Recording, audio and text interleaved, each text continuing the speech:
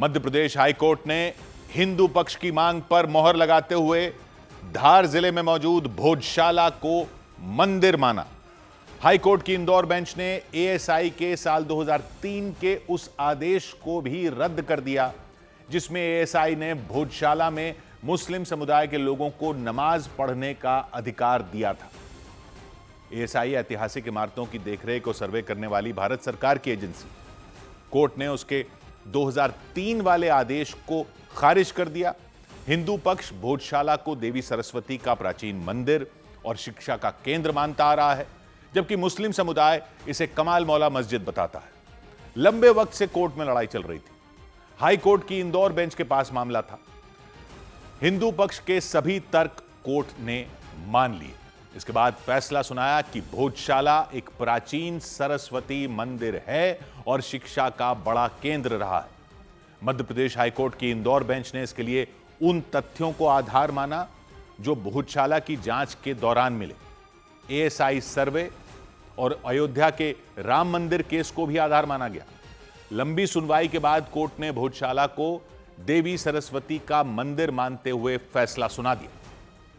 Indore high court ने जो ASI का 7 अप्रैल 2003 का ऑर्डर है उसको पार्शली क्वैश किया है और हिंदू समाज के लोगों को वहां पे पूजा पाठ का अधिकार दिया है।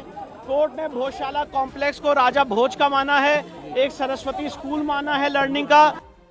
हिंदू पक्ष के वकील विष्णु शंकर जैन ने बताया कि कोर्ट ने केंद्र सरकार और एएसआई को यह भी आदेश दिया कि वो ये तय करें कि भोजशाला मंदिर का मैनेजमेंट कैसे होगा और ब्रिटेन के म्यूजियम में रखी हुई देवी सरस्वती की प्राचीन प्रतिमा को लाने का इंतजाम करने का भी निर्देश दिया। और जो मां सरस्वती मां वाघ देवी की आज प्रतिमा ब्रिटिश म्यूजियम लंदन में रखी हुई है, कोर्ट ने यह भी कहा है सरकार से कि वो उसको कंसिडर करें कि उसको वापस लाया जा सके। सुनवाई के दौरान हिंदू पक्ष ने तर्क दिया था कि भोजशाला पर प्लेसेस ऑफ वर्शिप एक्ट लागू नहीं होता क्योंकि इसका संरक्षण और देखरेख एएसआई करती है। उसकी लिस्ट में भोजशाला का नाम पहले से दर्ज था। प्लेसेस ऑफ वर्शिप एक्ट को 1991 में बनाया गया था। उसमें यह है कि 15 अगस्त 1947 तक देश में धार्मिक स्थलों का जो स्वरूप था उससे छेड़छाड़ नहीं की जा सकती। जो जैसा था वैसा ही रहेगा। उसे बदलने की कोशिश नहीं की जा सकती। मतलब अगर साल 1947 में किसी जगह पर मस्जिद थी तो उसे मंदिर नहीं बताया जा सकता। इसी तरह मंदिर वाली जगह को मस्जिद नहीं बताया जा सकता। यह कानून विवादों को रोकने के लिए बनाया गया था ताकि पुराने मंदिरों और मस्जिदों को लेकर विवाद न बढ़े।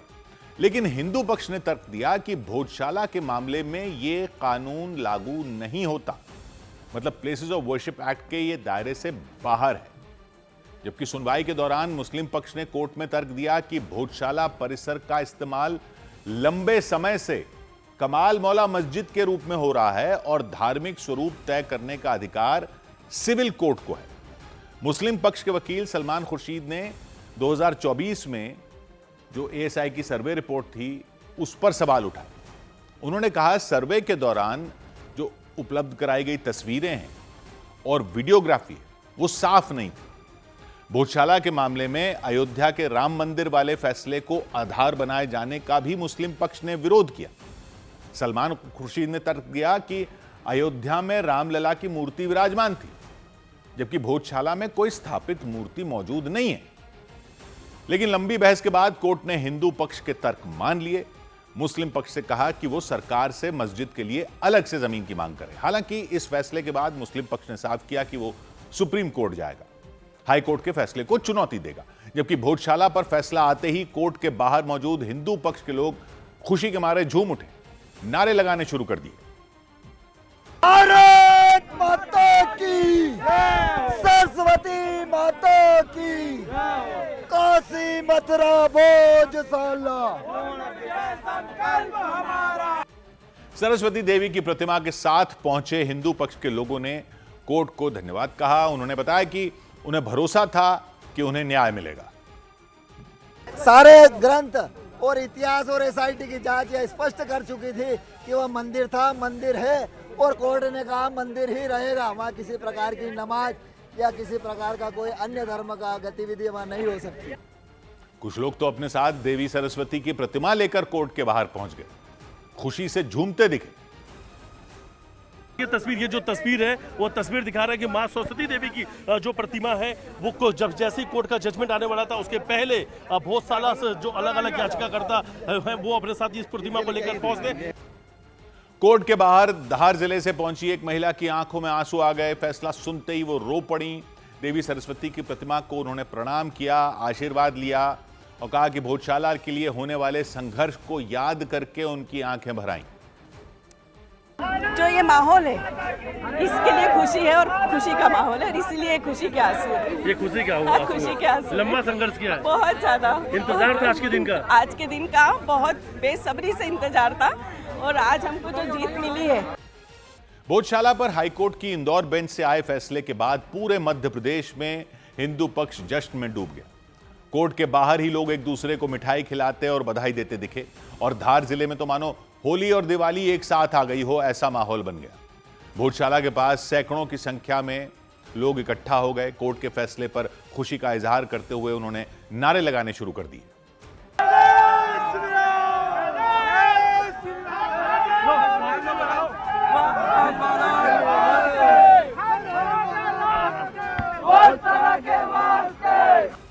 भोजशाला की तरफ जाने वाली सड़क पर करीब 100 मीटर पहले पुलिस ने बैरिकेडिंग लगा दी थी। हिंदू पक्ष के लोगों ने वहीं पर रंग, गुलाल, अबीर उड़ाकर जश्न मनाना शुरू कर दिया। ऐसा लगा जैसे होली का त्योहार हो। ये भोजशाला से तकरीबन 100 मीटर आगे यहाँ पर बैरिकेड के पास एक मंदिर है और सरस्वती अखंड संकल्प ज्योति, और वहाँ पर आप देखेंगे आज जो यहाँ पर जश्न के तौर पर आप देखेंगे लगातार यहाँ पर अबीर, रंग, गुलाल यहाँ पर छिड़का जा रहा है एक दूसरे के ऊपर।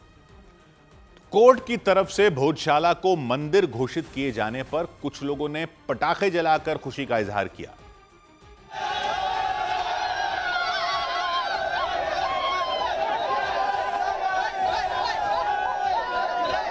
भैया ये तो खुशी का दिन है आज हमारे लिए। आज दीपावली और होली एक साथ मन रही है। ये उत्सव होली दीपावली सब एक साथ है धार शहर के लिए। आज की जो जीत है, आज की जीत वो सामान्य जीत नहीं है। 2003 में हमने संघर्ष करा था, कई लोगों ने बलिदान दिए थे, कई लोगों के ऊपर प्रकरण दर्ज हुए थे और आज हमने जो जीत हासिल करी न्याय के माध्यम से करी, कोर्ट के माध्यम से करी। भोजशाला के नजदीक इकट्ठा लोगों के चेहरों पर खुशी साफ झलकती दिखी। उनके मुताबिक लंबी लड़ाई के बाद कोर्ट से उन्हें न्याय मिला। धार के आसपास के जिलों से भी कुछ लोग भोजशाला के पास पहुंच गए थे। हाई कोर्ट का फैसला हम सर्व समाज द्वारा सभी सम्मान से उनका स्वीकार करते हैं और सभी खुशी हैं। खुशी आप देख ही रहे हैं कि सभी के चेहरे पे कितनी खुशी है और जयकारे ही बता रहे होंगे आपको कि कितने खुश हैं। भोजशाला के करीब मौजूद सरस्वती अखंड संकल्प ज्योति मंदिर में तो सुबह से ही भजन कीर्तन शुरू हो गया था। फैसला आने के बाद तो भजन कर रहे लोग खुशी से झूम उठे। सुबह से यहाँ पर बैठे थे, पूजा पाठ कर रहे थे कि कोर्ट का जो फैसला है वो हमारे ही पक्ष में आए। तो महिलाएं यहाँ पर मौजूद है, पुरुष बड़ी संख्या में मौजूद है क्योंकि ये वही मंदिर है जहाँ से भोजशाला का संघर्ष जो है वो संचालित होता था। भोजशाला पर हाईकोर्ट के फैसले से पहले पूरे धार शहर में सुरक्षा के कड़े इंतजाम किए गए थे। भोजशाला के आसपास तो इतनी फोर्स तैनात कर दी गई थी कि लगा जैसे वहां कोई पुलिस छावनी हो। धार शहर की सुरक्षा के लिए 1200 पुलिसकर्मी 12 लेयर में तैनात कर दिए गए। रिजर्व पुलिस बल और आरएएफ को भी अलर्ट पर रखा गया था। पुलिस प्रशासन के बड़े बड़े अफसर सड़कों पर फ्लैग मार्च करते दिखे और फैसला आने के बाद भी प्रशासन ने सभी को सतर्क रहने के निर्देश दिए। मेरी सभी नागरिकों से अपील है कि जिले में शांति व्यवस्था बनाए रखें। किसी भी प्रकार की भ्रामक जानकारी, अफवाहों पर ध्यान ना दें। ऐसी भ्रामक जानकारी, खबरें, अफवाहों पर जिला प्रशासन अपनी नजर बनाए हुए है। शुक्रवार को होने वाली जुमे की नमाज और कोर्ट के फैसले को लेकर धार प्रशासन पहले से ही अलर्ट था और चप्पे चप्पे पर सुरक्षा के इंतजाम किए गए थे। भोजशाला को लेकर कई दशकों तक विवाद रहा। हिंदू पक्ष इसे मां सरस्वती का प्राचीन मंदिर बताता रहा, मुस्लिम पक्ष इसे कमाल मौला मस्जिद कहता है। हिंदू पक्ष वहां पूजा करने का अधिकार मांगता रहा, मुस्लिम पक्ष नमाज पढ़ने के लिए कोर्ट से मांग करता रहा। अदालतें लगी, सर्वे हुए, एएसआई की रिपोर्ट आई, कई बार अलग अलग अदालतों में सुनवाई हुई, निचली अदालत में, फिर हाई कोर्ट में, तब जाकर हाई कोर्ट ने यह फैसला सुनाया। हाई कोर्ट ने फैसले में कहा कि उसने ऐतिहासिक तथ्यों पर विचार किया, एएसआई की रिपोर्ट पर विचार किया, एएसआई एक्ट के प्रावधानों को आधार माना और इसके साथ ही अदालत ने एएसआई का 2003 का वो आदेश भी रद्द कर दिया जिसमें एएसआई ने भोजशाला में हिंदुओं को पूजा का अधिकार पूरी तरह से नहीं दिया था। आदेश को भी खारिज कर दिया जिसमें मुस्लिमों को नमाज पढ़ने का अधिकार दिया गया था। एएसआई का ऑर्डर था 7 अप्रैल 2003 का, जो यहाँ पे नमाज की अनुमति देता था, उसको कोर्ट ने सिरे से खारिज कर दिया है। अब वहाँ पे सिर्फ पूजा होगी, अब वहाँ पे सिर्फ पूजा होगी। उस पूरे परिसर का जो स्वरूप है वो एक हिंदू मंदिर का स्वरूप माना है कोर्ट ने, सरस्वती मंदिर का माना है। हाईकोर्ट ने फैसले में कहा भोजशाला में सरस्वती मंदिर और संस्कृत शिक्षा केंद्र के सबूत पाए गए। मान्यता है कि 11वीं सदी में परमार वंश के राजा भोज ने विद्या और संस्कृति के केंद्र के रूप में भोजशाला का निर्माण करवाया था। हिंदू मान्यता के मुताबिक वहां मां सरस्वती की पूजा होती थी, शिक्षा दी जाती थी। लेकिन मुस्लिम पक्ष का दावा है कि 14वीं सदी में वहां कमाल मौला मस्जिद बनाई गई और सदियों से वहां नमाज पढ़ी जाती रही। हिंदू पक्ष दावा करता है मंदिर के अवशेषों पर ही मस्जिद बनाई गई थी। कई इतिहासकार बताते हैं 1456 में सुल्तान महमूद खिलजी के शासनकाल में भोजशाला को नुकसान पहुंचाया गया था। सरस्वती मंदिर को तोड़कर एक मस्जिद बनवा दी गई थी। उस मस्जिद के पास मौलाना कमालुद्दीन चिश्ती की दरगाह बनवाई गई थी। ब्रिटिश शासन के दौरान भी भोजशाला पर विवाद हुआ था। अंग्रेजों ने वहां दोनों समुदायों के लिए अलग अलग समय तय करने की व्यवस्था बनाई थी। हिंदू पक्ष को अलग समय दिया गया पूजा करने के लिए, मुस्लिम पक्ष को अलग समय दिया गया नमाज पढ़ने के लिए। लेकिन इस मुद्दे पर दोनों समुदायों के बीच तनाव कभी खत्म नहीं हुआ, लेकिन विवाद गहराता चला गया। 1990 के दशक में भोजशाला विवाद ने राजनीतिक रंग पकड़ लिया था। हिंदू समुदाय से जुड़े संगठनों ने वहां रोजाना पूजा करने की मांग तेज कर दी थी, जबकि मुस्लिम पक्ष इसे मस्जिद बताते हुए नमाज के अधिकार की बात करता रहा। सबसे ज्यादा विवाद तब होता था जब वसंत पंचमी और जुमे की नमाज एक ही दिन पड़ती थी। वसंत पंचमी के दिन हिंदू समुदाय के लोग वहां मां सरस्वती की पूजा करने की मांग करते थे, लेकिन शुक्रवार के दिन मुस्लिम समुदाय के लोग जुमे की नमाज पढ़ने के लिए जुट जाते थे। प्रशासन के सामने कानून व्यवस्था को लेकर बड़ी चुनौती बन जाती थी। तो इस समस्या को देखते हुए 1997 में तब के डीएम ने भोजशाला परिसर में आम लोगों के जाने पर रोक लगा दी थी। न तो हिंदू समुदाय का व्यक्ति कोई अंदर जा सकता था, न मुस्लिम समुदाय का कोई व्यक्ति। पूजा और नमाज पढ़ने पर भी रोक लगा दी गई थी। फिर 2003 में केंद्र सरकार ने एक नई व्यवस्था लागू की कि हर मंगलवार को हिंदू पक्ष को पूजा करने की इजाजत दी गई और हर शुक्रवार को मुस्लिम पक्ष को नमाज पढ़ने की मंजूरी दी गई थी। बाकी दिनों में पूरा परिसर एएसआई के नियंत्रण में होता था, कोई भी अंदर नहीं जा सकता था। लेकिन इससे भी विवाद नहीं सुलझा। दोनों पक्ष अदालत पहुंच गए, अपने अपने दावे किए, अपनी अपनी दलीलें दी, अपना अपना पक्ष मजबूत करने की कोशिशें जारी रखी। 2022 में मामला फिर शुरू हुआ जब रंजना अग्निहोत्री नाम की महिला और हिंदू फ्रंट फॉर जस्टिस नाम के संगठन ने हाई कोर्ट में याचिका दायर की। भोजशाला का धार्मिक स्वरूप तय करने की मांग की गई, हिंदू समुदाय को पूर्ण अधिकार देने की मांग की। इसी याचिका पर हाई कोर्ट ने 2024 में भोजशाला परिसर के साइंटिफिक वैज्ञानिक सर्वे का आदेश दिया था और एएसआई ने वहां कई दिनों तक सर्वे किया, परिसर में खुदाई की, दोनों पक्षों के दावों का पता लगाया। हिंदू पक्ष ने दावा किया था एएसआई के सर्वे में मंदिर से जुड़े कई सबूत मिले, लेकिन मुस्लिम पक्ष ने सर्वे की प्रक्रिया और उसके नतीजे पर ही सवाल उठा दिए।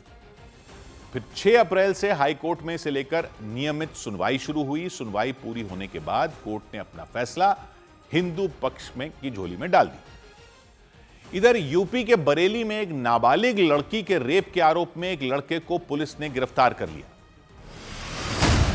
उत्तर प्रदेश के बरेली में मुस्लिम समुदाय के एक युवक पर हिंदू समुदाय की एक नाबालिग लड़की ने होटल ले जाकर रेप करने का आरोप लगाया। पुलिस के मुताबिक आरोपी ने लड़की से नाम बदलकर पहले दोस्ती की और उसे अपने प्यार के जाल में फंसाया। पुलिस ने आरोपी को गिरफ्तार कर लिया। पीड़िता का चिकित्सीय परीक्षण कराया जा रहा है।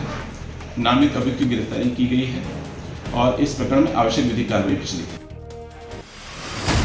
हरियाणा के रोहतक में एक महिला का शव मिलने से सनसनी मच गई। महिला के शरीर पर कोई कपड़ा नहीं था, शव के दोनों हाथ गायब थे, चेहरा काला पड़ चुका था। हालांकि बाद में पुलिस को पास की झाड़ियों से महिला के दोनों हाथ मिल गए। महिला की पहचान नहीं हो सकी। महाराष्ट्र के पालघर में मुंबई अहमदाबाद नेशनल हाईवे पर चांदी से भरी एक गाड़ी हादसे का शिकार हो गई। गुजरात की तरफ से जा रही वो गाड़ी चारोटी फ्लाईओवर पर पलट गई। पुलिस ने बताया कि गाड़ी में करीब 600 किलो चांदी की ईंटें थीं, जिनकी कीमत करीब 18 करोड़ है। उधर यूपी एटीएस की टीम ने उत्तर प्रदेश के मेरठ और नोएडा में पाकिस्तान की खुफिया एजेंसी आईएसआई के हनी ट्रैप मॉड्यूल का पर्दाफाश करने का दावा किया। यूपी एटीएस के सूत्र कह रहे हैं हनी ट्रैप मॉड्यूल का मास्टरमाइंड पाकिस्तान का गैंगस्टर और आतंकी शहजाद भट्टी है। उसकी मदद से आईएसआई ने भारत में कम उम्र के लड़कों को फंसाने के लिए, उन्हें बरगलाने के लिए लड़कियों का एक गैंग बनाया है। सूत्र कह रहे हैं उस गैंग में शामिल लड़कियां कम उम्र के लड़कों को पहले प्यार के जाल में फंसाती हैं और फिर धीरे धीरे उनका ब्रेन वॉश करती हैं ताकि उन्हें आतंक की राह पर ले जाया जा सके। इस हनी ट्रैप मॉड्यूल से पर्दा तब उठा जब यूपी एटीएस ने 23 अप्रैल को नोएडा से तुषार नाम के लड़के को गिरफ्तार किया। मेरठ का रहने वाला तुषार, उसके साथ समीर खान नाम के एक दूसरे लड़के की भी गिरफ्तारी हुई। तब तक किसी को अंदाजा नहीं था तुषार और समीर के तार पाकिस्तान से जुड़े हो सकते हैं। उन दोनों से पूछताछ शुरू हुई और यूपी एटीएस के सूत्र कह रहे हैं कि दोनों शहजाद भट्टी के साथ सीधे संपर्क में थे, लगातार उससे बातें कर रहे थे। शहजाद भट्टी आईएसआई के इशारे पर भारत में आतंकी मॉड्यूल तैयार करने में जुटा है, ऐसा माना जाता है। कम उम्र के लड़कों को फंसाने के लिए उसने हनी ट्रैप की साजिश रची ताकि वो गुमराह करके लड़कों को आतंकी बना सके। यूपी एटीएस की जांच आगे बढ़ी तो एक लड़की का नाम सामने आया, फिजा। तुषार की मां का कहना है फिजा दिल्ली की रहने वाली है और खुद को डॉक्टर बताती है, लेकिन यूपी एटीएस के सूत्र कहते हैं वो शहजाद भट्टी के लिए काम करती है। तुषार की मां के मुताबिक समीर ने सोशल मीडिया पर तुषार का संपर्क फिजा से करवाया था। आरोप है कि फिजा ने कुछ ही दिनों के अंदर तुषार का ब्रेन वॉश कर दिया था। तुषार मेरे पास आया था पिछले साल अगस्त में, और अगस्त में आया था जब उसने मुझसे जिक्र किया था एक लड़की फिजा का। उसने मुझसे कहा था मम्मी एक लड़की है, मुझे उससे शादी करनी, फिजा नाम है। तुषार की मां के मुताबिक उनका बेटा सिर्फ 20 साल का है, कभी दिल्ली गया नहीं। उनके मुताबिक फिजा ने तुषार को एक तावीज दिया और उसे हर वक्त गले में पहनने की कसम दी थी। मैंने देखा उसके गले में काला धागा भी था, तो मैंने कहा बेटा तूने ये क्या पहन रखा है? तो उसने कहा मम्मी ये वो फिजा ने मुझे किसी से पता नहीं मौलवी से या किसी से पढ़वा के दिया है और बोला है कि तुम्हें पहन लो, तुम्हें नजर लग रखी है। तुषार की मां ने शक जताया कि फिजा ने उनके बेटे को वश में कर लिया। वो कह रही वो अजीब बातें करता था, पूरी तरह से बदल चुका था और वो फिजा से शादी करने की जिद पर अड़ गया था। किसी भी कीमत पर वो उससे शादी करना चाहता था। अभी तुषार की मां के आरोप है, उनका आरोप है कि फिजा उनके बेटे को परिवार के खिलाफ भड़काती रहती थी। उनका कहना है फिजा उनके बेटे से उम्र में बड़ी है और उसके 2 बच्चे भी हैं। इसी वजह से उन्होंने उनकी शादी कराने से इनकार कर दिया था। तुषार की मां के मुताबिक शादी से मना करने के बाद फिजा भड़क गई थी। आरोप है कि उसने तुषार के जरिए उन्हें और उनके पति को जान से मारने की धमकी भी दिलवाई थी। मैंने बोला देख बेटा वो हमारी वो कास्ट की नहीं मोमडन है तो मुश्किल है। तब उसने कहा मुझे कि मम्मी क्या मतलब वो फिजा बोल रही थी अगर तेरे पापा मम्मी नहीं मानेंगे तो मैं उनको रास्ते से हटा दूंगी। तुषार के परिवार ने बताया ये सब और वो कह रहे हैं कि पिछले साल अगस्त से पहले तक सब कुछ ठीक था, लेकिन उसके बाद सब कुछ अचानक बदलता चला गया और उनका कहना है तुषार ने फिर अपना धर्म बदल लिया, इस्लाम अपना लिया और अपना नाम हिजबुल्लाह अली खान रख लिया। तुषार की मां ने शक जताया कि उनके बेटे को साजिश के तहत हनी ट्रैप में फंसाया गया। उनका कहना है समीर और फिजा एक दूसरे से मिले हुए हैं, दोनों ने मिलकर तुषार को फंसाया। फिजा वाली अगस्त में ये कहानी हुई है, फिर उसके बाद और तुषार ने जो मुसलमानों को गाली दी वो चीज़ें हुई, फिर अब ये हुआ हादसा। तो मुझे लग रहा है तुषार को तो हनी ट्रैप किया गया और सारा ये ट्रैप करके तुषार को फंसाया गया। ये सब तुषार की मां कह रही है। उधर यूपी एटीएस के सूत्र कह रहे हैं कि पैसों के लालच में तुषार स्लीपर सेल तैयार करने में जुट गया था, युवाओं को कट्टरपंथी बनाने की साजिश में शामिल हो गया था। जांच एजेंसियां तुषार और समीर से लगातार पूछताछ कर रही हैं। फिजा की भी तलाश की जा रही है ताकि ये जो शहजाद भट्टी का नाम आ रहा है और इस हनी ट्रैप मॉड्यूल का का नाम सामने आ रहा है, उसमें शामिल हर एक किरदार को पकड़ा जा सके। इधर पटना में ब्लैकआउट के दौरान एक कारोबारी की गोली मारकर हत्या कर दी गई। बिहार की राजधानी पटना में ब्लैकआउट के दौरान एक मसाला कारोबारी की गोली मारकर हत्या कर दी गई। पुलिस ने आशंका जताई कि आपसी रंजिश की वजह से कुछ लोगों ने उन्हें गोली मार दी। उन्हें अस्पताल ले जाया गया, लेकिन इलाज के दौरान उनकी मौत हो गई। गुजरात के सुरेंद्रनगर जिले में एक व्यक्ति पर आरोप लगा कि उन्होंने अपनी साली के साथ मिलकर अपनी पत्नी और चचेरे भाई पर चाकू से हमला कर दिया। हमले में वो बुरी तरह घायल हो गए। पुलिस ने आशंका जताई उस व्यक्ति ने अपनी पत्नी और भाई के बीच अवैध संबंध होने के शक पर यह कदम उठाया। पटना में पुलिस ने एक प्राइवेट हॉस्टल में रहने वाली लड़कियों पर हमला करने के मामले में हॉस्टल मालिक के बेटे को गिरफ्तार करने का दावा किया। पुलिस के मुताबिक उनके बीच कमरे के किराए को लेकर विवाद हो गया था, जिसके बाद आरोपी ने लड़कियों पर चाकू से हमला कर दिया। उधर उत्तर प्रदेश के मुरादाबाद में एक कारोबारी की बेटी पर अपने प्रेमी के साथ मिलकर अपने ही घर में 1 करोड़ से ज्यादा की डकैती करवाने का आरोप लगा। पुलिस कह रही है कि जांच में पता चला कि कारोबारी की बेटी अपने प्रेमी के साथ शादी करना चाहती थी, लेकिन उसके घर वाले इसके लिए राजी नहीं थे। तो लड़की ने घर से भागकर शादी करने का फैसला किया, लेकिन घर से भागकर नई जिंदगी शुरू करने के लिए उसे पैसों की जरूरत थी। तो लड़की ने अपने ही घर में डकैती की खतरनाक साजिश रच डाली। प्रेमी को प्लान समझाया, लड़का भी तैयार हो गया। उसने अपने 7 और दोस्तों को पूरी बात बताई, साथ देने के लिए वो भी तैयार हो गए। और 11 मई को आधी रात के वक्त उन्होंने लड़की के घर हथियारों के साथ धावा बोल दिया और 1 करोड़ 20 लाख कैश और सोने चांदी के गहने लेकर फरार हो गए। मामला मुरादाबाद शहर के बीचों बीच मौजूद अकबर कंपाउंड इलाके का। पीतल का कारोबार करने वाले व्यक्ति के घर डकैती हुई। पूरे मुरादाबाद शहर में सनसनी मची।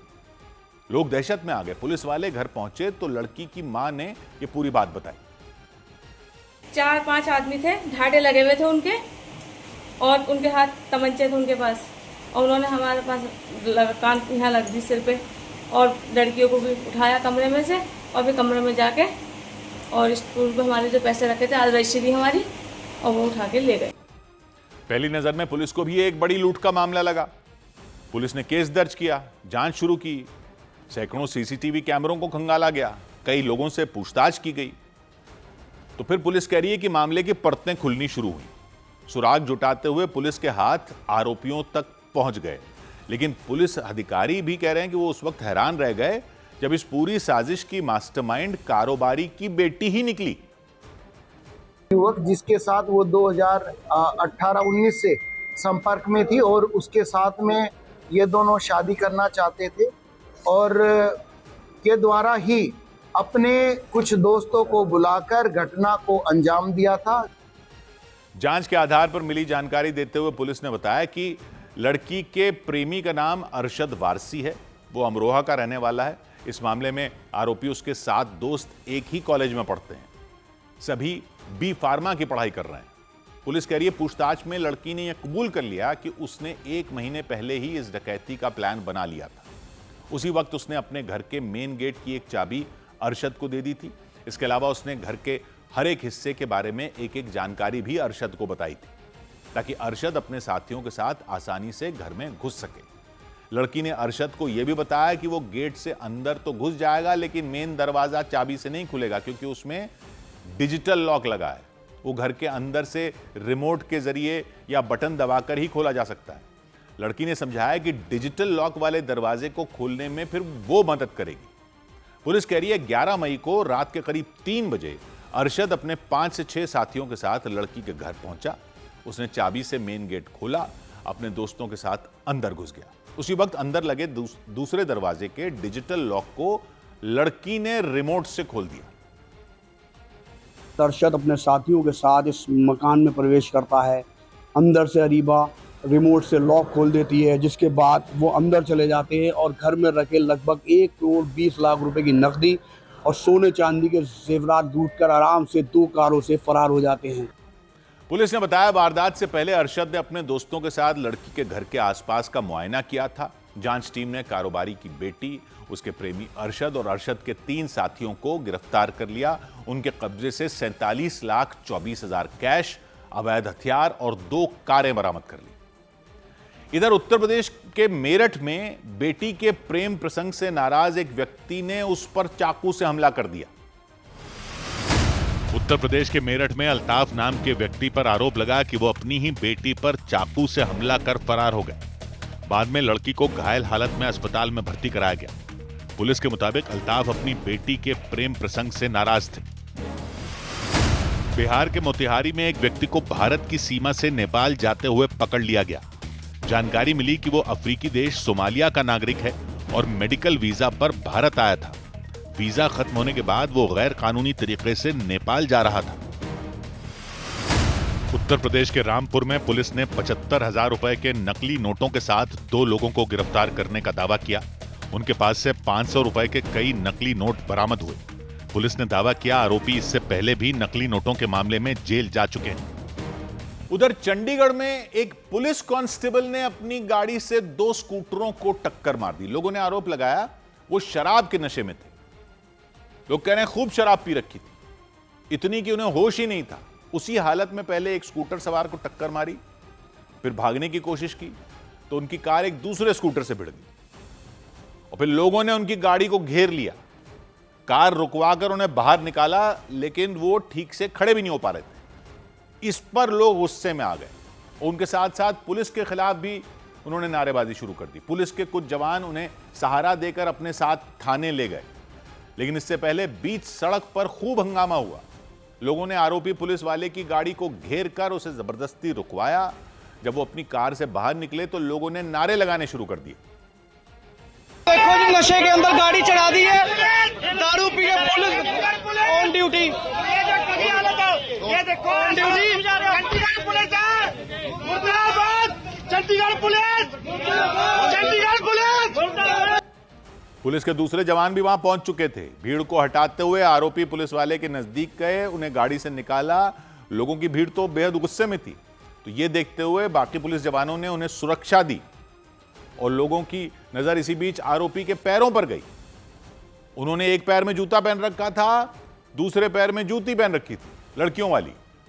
आरोपी हेड कांस्टेबल हैं, उसी हालत में वो गाड़ी चला रहे थे। लोगों ने काफी देर तक उनका विरोध किया, मांग की कि 2 स्कूटरों को टक्कर मारने वाले आरोपी पुलिस वाले के खिलाफ सख्त कार्रवाई हो। शराब पीकर गाड़ी चलाने वाले पुलिस वाले के खिलाफ सख्त कार्रवाई हो। इधर ओडिशा के कटक में बीच रास्ते में एक एम्बुलेंस का पेट्रोल खत्म होने से एक मरीज की मौत होने का दावा किया गया। बीच रास्ते में वो एम्बुलेंस अचानक बंद हो गई, मरीज की हालत बिगड़ गई। कुछ ही देर में उन्होंने दम तोड़ दिया। जानकारी के मुताबिक प्रकाश कुमार नाम के एक व्यक्ति ने जहर खा लिया था। उनकी हालत काफी गंभीर थी। वो उन्हें वहां के एक सरकारी अस्पताल में भर्ती करवाया गया था। सरकारी अस्पताल से उन्हें एक दूसरे अस्पताल ले जाया जा रहा था, शिफ्ट किया जा रहा था। वहां उनका आगे का इलाज होना था, लेकिन इससे पहले कि वो अस्पताल पहुंच पाते उनकी जान चली गई, क्योंकि वो एम्बुलेंस एक पुल को पार करते हुए बंद हो गई। पता चला पेट्रोल खत्म हो गया। आसपास कोई पेट्रोल पंप भी नजर नहीं आया। काफी देर तक वो एम्बुलेंस वहीं खड़ी रही, मदद का इंतजार करती रही, लेकिन मदद के लिए कोई नहीं रुका। इस सब के बीच उस एम्बुलेंस में लेटे हुए मरीज की तबीयत बिगड़नी शुरू हो गई। उनके परिवार वाले घबरा गए, वो एम्बुलेंस से उतर गए, सड़क पर खड़े होकर मदद मांगने लग गए, लेकिन कोई मदद नहीं मिली। परिवार वालों ने दावा किया इसलिए मरीज ने एम्बुलेंस में ही दम तोड़ दिया। परिवार वालों का रो रो कर बुरा हाल हो गया। उनका कहना है अगर एम्बुलेंस का पेट्रोल खत्म नहीं होता, वो सही वक्त पर अस्पताल पहुंच जाते तो मरीज की जान बच सकती थी। इधर ईंधन संकट की खबरों के बीच सुप्रीम कोर्ट ने हफ्ते में 2 दिन वीडियो कॉन्फ्रेंसिंग के जरिए सुनवाई के निर्देश जारी कर दिए। प्रधानमंत्री मोदी की अपील के बाद सुप्रीम कोर्ट ने कामकाज को लेकर नए निर्देश जारी कर दिए। उसके तहत हफ्ते के 2 दिन सोमवार और शुक्रवार को वीडियो कॉन्फ्रेंसिंग से सुनवाई होगी। बाकी के 3 दिन आम दिनों की तरह कोर्ट में सुनवाई की जाएगी। सुप्रीम कोर्ट के जजों ने पेट्रोल डीजल बचाने के लिए आपस में कार पूलिंग को बढ़ावा देने का भी फैसला लिया। बीजेपी नेता और दिल्ली सरकार में कैबिनेट मंत्री प्रवेश वर्मा घर से साइकिल चलाकर मीटिंग के लिए एनडीएमसी ऑफिस पहुंचे। प्रवेश वर्मा ने यह कदम प्रधानमंत्री नरेंद्र मोदी की पेट्रोल और डीजल बचाने की अपील के बाद उठाया। बिहार के गयाजी में रेलवे स्टेशन और उसके आसपास रेलवे पुलिस के अधिकारियों और जवानों ने साइकिल से पेट्रोलिंग शुरू की। ईंधन बचाने की प्रधानमंत्री की अपील के बाद वो गाड़ियां छोड़कर साइकिल से गश्त लगाते नजर आए।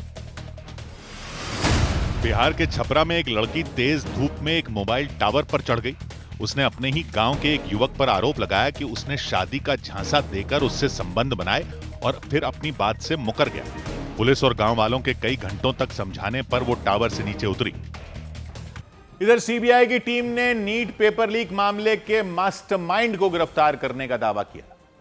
जिस व्यक्ति को गिरफ्तार किया गया उनका नाम पीवी कुलकर्णी बताया गया। महाराष्ट्र के पुणे से उन्हें गिरफ्तार किया गया। सीबीआई की तरफ से दी गई जानकारी के मुताबिक पीवी कुलकर्णी पेशे से केमिस्ट्री के प्रोफेसर हैं और वो नीट की परीक्षा करवाने वाली एजेंसी एनटीए से भी जुड़े हुए हैं। इसी वजह से उनकी पहुंच नीट के प्रश्न पत्रों तक थी। सीबीआई के सूत्र कह रहे हैं उन्होंने मनीषा वाघमारे नाम की महिला की मदद से पेपर लीक की ये पूरी साजिश रची थी। मनीषा वाघमारे वही हैं जो ब्यूटी पार्लर चलाती हैं। 2 दिन पहले पुणे से सीबीआई उन्हें गिरफ्तार कर चुकी है। सीबीआई के सूत्र कह रहे हैं पीवी कुलकर्णी ने पुणे में मौजूद अपने घर पर नीट की तैयारी करने वाले कुछ छात्रों के लिए स्पेशल कोचिंग क्लास चलाई थी। वहां परीक्षा से पहले ही प्रश्न और उत्तर लिखवाए गए थे और सीबीआई की जांच में सामने आया कि पीवी कुलकर्णी ने जो सवाल अपनी स्पेशल कोचिंग क्लास में बताए, जो लिखवाए, वही सवाल 3 मई को नीट की परीक्षा में आए। हूबहू मेल खा रहे थे सवाल। सीबीआई के सूत्र कह रहे हैं पीवी कुलकर्णी ने अपनी स्पेशल कोचिंग क्लास में शामिल होने के लिए और लीक पेपर देने के बदले छात्रों से लाखों रुपए वसूले थे उस स्पेशल कोचिंग क्लास के।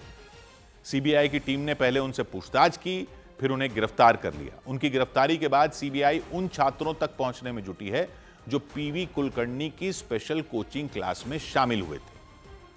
और नीट पेपर लीक मामले की जांच कर रही सीबीआई को शक है कि जो पिछले साल नीट परीक्षा का पेपर हुआ था वो भी लीक हुआ था। सीबीआई के सूत्रों का कहना है जांच के दौरान पैसों के लेन देन के कुछ सबूत मिले हैं जो इस बात की तरफ इशारा कर रहे हैं कि इसी संगठित नेटवर्क ने पिछले साल भी पेपर लीक किया था। परीक्षा से कुछ दिन पहले पेपर को लाखों में बेचा गया और सीबीआई की टीम को शक की सुई राजस्थान के मांगीलाल बिवाल के परिवार पर टिकी है। पिछले साल उनके परिवार के 5 बच्चों ने एक साथ नीट की परीक्षा पास कर ली थी। सभी को अच्छे नंबर मिले थे। सीबीआई के सूत्र कह रहे हैं पिछले साल मांगीलाल के बेटे विकास ने 25 लाख में पेपर खरीदा था। दिल्ली के पास हरियाणा के गुरुग्राम के रहने वाले यश से पेपर खरीदा था। उसी यश पर शक है कि उसने इस साल मांगीलाल परिवार को 30 लाख रुपए में पेपर बेचा। पिछले साल 4 मई को नीट की परीक्षा हुई थी। सीबीआई के सूत्र कह रहे हैं कि इससे ठीक 3 दिन पहले 1 मई को यश ने विकास को पेपर दिया। उसी पेपर को पढ़कर विकास और उसके परिवार के 5 बच्चों ने अच्छे नंबर हासिल किए थे। पिछले साल सभी को सरकारी मेडिकल कॉलेज में दाखिला मिल गया था और इस बार की तरह पिछली बार भी पेपर की खरीद में विकास के पिता मांगीलाल और चाचा दिनेश शामिल थे। कह रहे हैं इन दोनों ने मिलकर ही पैसों का इंतजाम किया था और जब सीबीआई का शिकंजा कसा तो राजस्थान के दौसा के मेडिकल कॉलेज में पढ़ाई कर रही मांगीलाल की प्रगति नाम की बेटी कॉलेज से गायब हो गई। कॉलेज से जानकारी मिली कि प्रगति 13 मई से ही कॉलेज से गायब है। उसने 20 मई तक की छुट्टी ली हुई है। लेकिन हैरानी की बात यह कि मांगीलाल की बेटी अपने घर पर भी नहीं है, उसका फोन भी बंद है। तो आशंका यह जताई गई कि प्रगति सीबीआई की जांच के डर से कहीं छिप गई। प्रगति दौसा के सरकारी मेडिकल कॉलेज में फर्स्ट ईयर की स्टूडेंट है। पिछले साल जो नीट की परीक्षा हुई थी उसमें उसका सिलेक्शन हुआ था। मांगीलाल के बेटे विकास का सिलेक्शन भी पिछले साल ही हुआ था। वो भी पेपर लीक मामले का आरोपी है और सीबीआई की हिरासत में है। विकास राजस्थान के सवाई माधोपुर के सरकारी मेडिकल कॉलेज में पढ़ाई कर रहा था। आरोपी है कि इस बार की तरह पिछली बार भी उसने नीट का पेपर खरीदा था और उस पेपर की बदौलत ही विकास और उसकी 4 बहनें पास हुई थी। नीट में उनका सिलेक्शन हुआ था। राजस्थान के मेडिकल कॉलेजों में उनका एडमिशन हुआ था। पिछले साल मांगीलाल के परिवार के 5 बच्चों का सिलेक्शन हुआ। 2 बच्चे मांगीलाल के अपने हैं बेटा विकास और बेटी प्रगति। इनके अलावा मांगीलाल के बड़े भाई घनश्याम की 2 बेटियों का भी सिलेक्शन हुआ था, सानिया और पलक, और मांगीलाल के छोटे भाई। और पेपर लीक मामले के आरोपी दिनेश की एक बेटी का भी, छोटे भाई जो हैं, उनका भी सिलेक्शन हुआ था। तो 5 लोगों का हुआ। दिनेश की बेटी का नाम बताया जा रहा है गुंजन। ये सभी भाई बहन राजस्थान के अलग अलग मेडिकल कॉलेजों में पढ़ाई कर रहे हैं। न्यूज़ 18 की टीम ने एक एक कर मांगीलाल के परिवार की 4 लड़कियों को फोन किया, उनसे बात करने की कोशिश की, किसी का भी फोन नहीं लगा। 4 लड़कियों का फोन बंद मिला, किसी भी लड़की से बात नहीं हो पाई। तो यह आशंका जताई जा रही है कि पेपर लीक मामले में जैसे ही सीबीआई की जांच शुरू हुई, मांगीलाल के परिवार की वो सभी लड़कियां छिप गईं जिनका पिछले साल नीट में सिलेक्शन हुआ था। जानकारी मिल रही है कि मांगीलाल के परिवार के सभी बच्चे एक ही कोचिंग सेंटर में पढ़ते थे। दीप करियर इंस्टीट्यूट नाम के कोचिंग सेंटर में सब पढ़ते थे, सीकर में। जानकारी के मुताबिक पिछले साल नीट परीक्षा का रिजल्ट आने के बाद यह कोचिंग सेंटर बंद हो गया था। यानी जिस कोचिंग सेंटर में पढ़कर मांगीलाल के परिवार के 5 बच्चों का सिलेक्शन हुआ, वो कोचिंग सेंटर नीट का रिजल्ट आते ही अचानक बंद हो गया। जब रिजल्ट आया पिछले साल तो कोचिंग सेंटर ने एक पोस्टर छपवाया था। मांगीलाल के परिवार की 3 लड़कियों की फोटो थी उसमें। पलक बिवाल, जिसकी नीट परीक्षा में ऑल इंडिया रैंक 662 आई। दूसरा नाम था सानिया बिवाल, उसकी रैंक थी 5563। तीसरा नाम पेपर लीक के आरोपी दिनेश की बेटी गुंजन का था, उसकी रैंक थी 8674। तीनों लड़कियों का राजस्थान के अलग अलग मेडिकल कॉलेज में दाखिला हो गया था। दीप करियर इंस्टीट्यूट की तरफ से छापे गए इस पोस्टर में एक लाइन लिखी हुई थी, लीजिए एडमिशन गारंटीड बैच में, सिलेक्शन नहीं तो फीस वापस। यानी यह कोचिंग सेंटर नीट परीक्षा में सिलेक्शन करवाने की गारंटी ले रहा था और इसलिए यह सीबीआई के शक के घेरे में आ गया। इसके अलावा सीकर के एक और कोचिंग सेंटर का नाम सामने आया, सीएलसी कोचिंग सेंटर। मांगीलाल के परिवार के 5 बच्चों ने सीएलसी कोचिंग सेंटर में भी एडमिशन लिया था। हालांकि वहां उन्होंने सिर्फ टेस्ट सीरीज ज्वाइन की थी, यानी वो कोचिंग दीप करियर इंस्टीट्यूट में लेते थे, test paper CLC coaching centre में देते थे। ये 2025 में ये सारे बच्चे हमारी टेस्ट सीरीज का मतलब है ये कोचिंग और कहीं ज्वाइन किए लोगों ने, और हमारे यहाँ तो फरवरी में टेस्ट सीरीज स्टार्ट होती है, तो आगे ये देखो 5 फरवरी को टेस्ट सीरीज ज्वाइन की है। इसके अलावा आरोपी दिनेश के बेटे ऋषि ने भी इसी कोचिंग सेंटर में एडमिशन लिया था। आरोप है दिनेश ने अपने बेटे ऋषि के लिए ही नीट का पेपर खरीदा था 30 लाख रुपए में। पेपर खरीदने का जो आरोप है इस साल। सीएलसी कोचिंग सेंटर के मैनेजिंग डायरेक्टर ने बताया कि ऋषि ने वहां एडमिशन तो लिया था, लेकिन कुछ वक्त में ही उसने कोचिंग छोड़ दी थी। उसने अपने पैसे वापस ले लिए थे। इसका एडमिशन हुआ हमारे यहाँ अप्रैल 16 को और इसने 28 में रिफंड ले लिया और बाकायदे 17,000 रिफंड ऑनलाइन गया हुआ है। ये इसकी अटेंडेंस सीट है। ये क्लास में एक दिन भी सर बस एक दिन क्लास में आया हुआ है, बाकी एब्सेंट रहा। पेपर लीक मामला सामने आने के बाद सीएलसी कोचिंग सेंटर पर भी सवाल खड़े हो गए। वहां मैनेजिंग डायरेक्टर ने इस पर सफाई दी। उनका पेपर लीक से कोई लेना देना नहीं है, वो कह रहे हैं।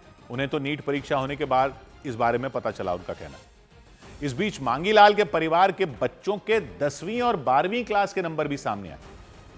10वीं और 12वीं क्लास में भी इन बच्चों के नंबर कोई बहुत अच्छे ही नहीं थे। पेपर लीक मामले के आरोपी विकास के 10वीं में 63% नंबर आए थे, 12वीं में सिर्फ 55% आए थे। मतलब 12वीं में फर्स्ट डिवीजन से भी नहीं पास हुआ था, लेकिन पिछले साल नीट का पेपर उसने पास कर लिया था और इतनी अच्छी रैंक आई कि उसे सरकारी मेडिकल कॉलेज में एडमिशन मिल गया। राजस्थान के सवाई माधोपुर के सरकारी कॉलेज में एडमिशन मिल गया उसे। और दिनेश का बेटा ऋषि 10वीं में सिर्फ 43% नंबरों से पास हुआ था। 12वीं में तो ऋषि ग्रेस नंबरों से पास हुआ था। ग्रेस नंबर वो नंबर होते हैं जो किसी भी परीक्षा में छात्रों को पास कराने के लिए दिए जाते हैं। तब दिए जाते हैं जब कोई पासिंग नंबरों नहीं आए हो, बहुत करीब हो, और ऋषि ग्रेस नंबरों की बदौलत ही 12वीं में पास हुआ। ऋषि के फिजिक्स के थ्योरी पेपर में 56 नंबरों में सिर्फ 6 नंबर आए। केमिस्ट्री में 15 नंबर आए थे, बायोलॉजी में 20। आरोप है ऋषि को नीट परीक्षा पास करवाने के लिए ही उसके पिता ने ये पेपर खरीदा था। इसके अलावा पिछले साल नीट परीक्षा में पास हुई प्रगति के 10वीं में 69% नंबर आए थे, 12वीं में 91%। सानिया के 10वीं में 63% नंबर आए थे, 12वीं में 89%। इन नंबरों के सामने आने के बाद आशंका जताई गई कि इस बार की तरह पिछली बार भी दिनेश और मांगीलाल ने नीट का पेपर खरीद लिया था और उस पेपर की वजह से ही उनके परिवार के 5 बच्चे पास हो गए थे। केंद्रीय शिक्षा मंत्री धर्मेंद्र प्रधान ने नीट परीक्षा में हुई गड़बड़ी को मानते हुए अगले साल से परीक्षा में बड़े बदलाव का ऐलान कर दिया।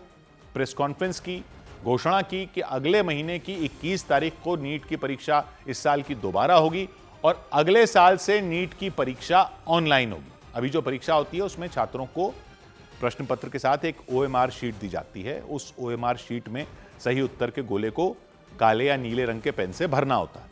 बाद में कंप्यूटर से उसकी जांच होती है। लेकिन अगली बार से नीट की परीक्षा कंप्यूटर पर ही होगी, ऑनलाइन।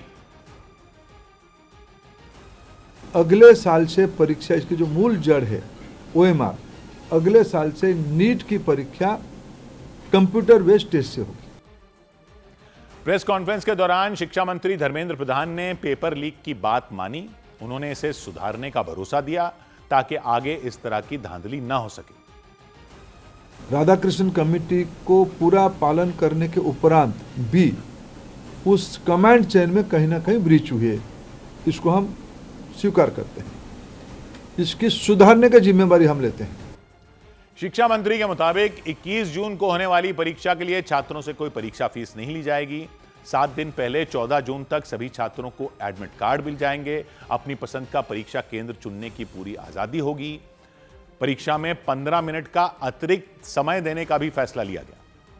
धर्मेंद्र प्रधान ने भरोसा दिया कि पेपर लीक के इस मामले में शामिल किसी भी आरोपी को नहीं छोड़ा जाएगा, उनके खिलाफ कड़ी से कड़ी कार्रवाई की जाएगी। इधर ईंधन संकट की खबरों के बीच पेट्रोल और डीजल के दाम बढ़ा दिए गए। देश में पेट्रोल और डीजल की कीमतों में बढ़ोतरी की गई। पेट्रोल के दामों में 3 रुपए 14 पैसों का इजाफा किया गया, जबकि डीजल के दाम 3 रुपए 11 पैसे बढ़ाए गए। इस बढ़ोतरी के बाद राजधानी दिल्ली में पेट्रोल की कीमत 97 रुपए 77 पैसे हो गई और डीजल की कीमत 90 रुपए 67 पैसे हो गई। पेट्रोल और डीजल के साथ साथ देश में CNG के दाम भी 2 रुपए बढ़ाने की घोषणा की गई। इसके बाद दिल्ली में 1 किलो CNG की कीमत 77 रुपए 9 पैसे से बढ़कर 79 रुपए 9 पैसे हो गई।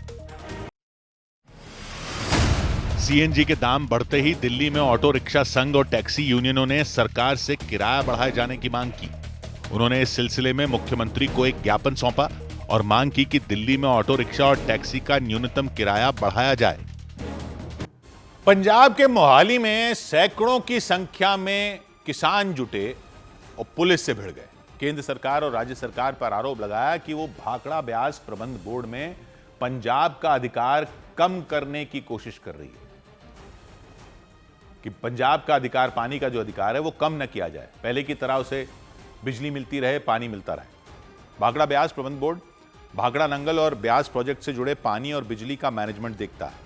इससे पंजाब को पानी और बिजली मिलती है, हरियाणा को पानी और बिजली मिलती है, राजस्थान और हिमाचल प्रदेश को भी पानी और बिजली मिलती है। किसानों का आरोप है इस बोर्ड में पंजाब का अधिकार और प्रभाव कम किया जा रहा है। इन आरोपों के साथ उन्होंने चंडीगढ़ कूच करने की कोशिश की, राजभवन का घेराव करने की कोशिश की, लेकिन मोहाली चंडीगढ़ बॉर्डर पर पुलिस ने उन्हें रोक दिया। तो गुस्साए किसानों ने वहां लगे बैरिकेड को तोड़ना चाहा।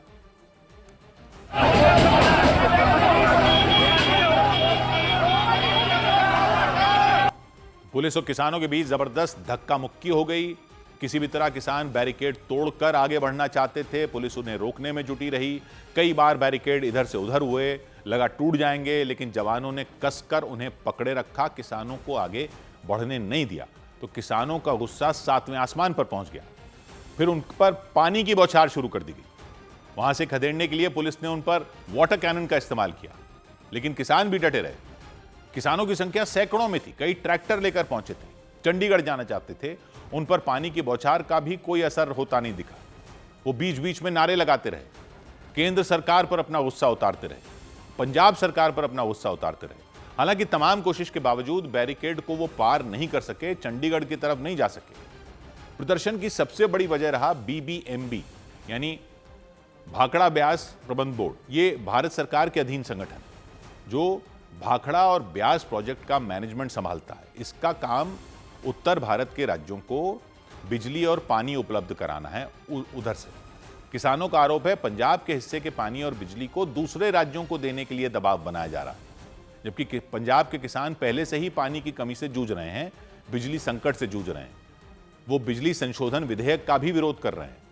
किसानों का डर है अगर बिजली क्षेत्र में निजी कंपनियों की भूमिका बढ़ गई तो खेती के लिए मिलने वाली सब्सिडी पर असर पड़ सकता है, सस्ती बिजली पर असर पड़ सकता है। इधर यूपी के संत कबीर नगर में पुलिस ने समाजवादी पार्टी के नेता राजकुमार भाटी के खिलाफ केस दर्ज कर लिया। उत्तर प्रदेश के संत कबीर नगर में पुलिस ने समाजवादी पार्टी के नेता राजकुमार भाटी के खिलाफ केस दर्ज कर लिया। राजकुमार भाटी पर एक कार्यक्रम के दौरान ब्राह्मण समाज के खिलाफ अमर्यादित टिप्पणी करने के आरोप लगे थे। उनके खिलाफ बीजेपी नेता मृगेंद्र राम त्रिपाठी ने शिकायत दर्ज कराई थी। पश्चिम बंगाल के मुख्यमंत्री शुवेंदु अधिकारी ने नंदीग्राम विधानसभा के विधायक पद से इस्तीफा दे दिया। उन्होंने बंगाल विधानसभा के स्पीकर रथिंद्र बोस को अपना इस्तीफा सौंपा। वो भवानीपुर विधानसभा सीट से विधायक बने रहेंगे। उन्होंने नंदीग्राम और भवानीपुर दोनों विधानसभा सीट से जीत दर्ज की थी। ईडी ने कोलकाता पुलिस के डिप्टी कमिश्नर शांतनु सिन्हा बिस्वास को मनी लॉन्ड्रिंग के केस में गिरफ्तार करने का दावा किया। सूत्रों के मुताबिक पूछताछ के दौरान उन पर कई सवालों का जवाब नहीं देने और जांच में सहयोग नहीं करने के आरोप लगे। पश्चिम बंगाल सरकार ने आरजी का रेप और मर्डर केस में लापरवाही बरतने के आरोप में 3 पुलिस अधिकारियों को सस्पेंड कर दिया। मुख्यमंत्री शुवेंदु अधिकारी ने निलंबित किए गए पुलिस अधिकारियों के खिलाफ विभागीय जांच के आदेश दिए। उधर गुजरात के जूनागढ़ में भागवत कथा के दौरान कलाकारों पर लाखों रुपए के नोटों की बारिश की गई। सैकड़ों की संख्या में लोग भजन सुनने पहुंचे थे। लोकगीत और भजन के लिए जाने माने कलाकारों को बुलाया गया था। एक कलाकार स्टेज पर बैठकर भजन गा रहे थे, तभी कुछ लोगों ने उन पर नोट उड़ाने शुरू कर दिए। वो स्टेज पर चढ़कर उन पर नोटों की बारिश करने लग गए। पहले भी उन इलाकों में ऐसा कई बार देखा गया है। स्टेज पर खड़े लोगों ने इतने पैसे उड़ाए कि लोगों के होश उड़ गए। कई घंटों तक नोटों की बारिश करते रहे। भजन गा रहे कलाकार सिर से पैर तक नोटों से ढक गए। नोटों का अंबार लग गया। पैसे फेंक रहे लोग लगातार उन पर नोटों की बौछार करते रहे, जमकर पैसे उड़ाए। बाकी श्रद्धालु भी खुशी से झूमते रहे। लोगों ने उस कलाकार के सिर तक नोटों का ढेर लगा दिया, पूरी तरह नोटों से ढक दिया। उनके पास बैठे व्यक्ति उनका वीडियो बनाते दिखे। उनके साथ आए दूसरे कलाकार भी उन्हें देखकर खुश हो रहे थे। जिस कलाकार पर पैसों की बरसात हो रही थी वो भी मुस्कुराते दिखे। एक व्यक्ति ने आखिर में पूरी बोरी ही उन पर खाली कर दी। बोरी में नोट ही नोट थे। जूनागढ़ के खंबालिया गांव में हुआ। एक रोज पहले भी दूसरे कलाकारों पर नोटों की बारिश की गई थी। वो भी भजन गा रहे थे। कुछ लोग उनके संगीत से इतने खुश हो गए कि नोटों की गड्डियां लेकर स्टेज पर चढ़ गए।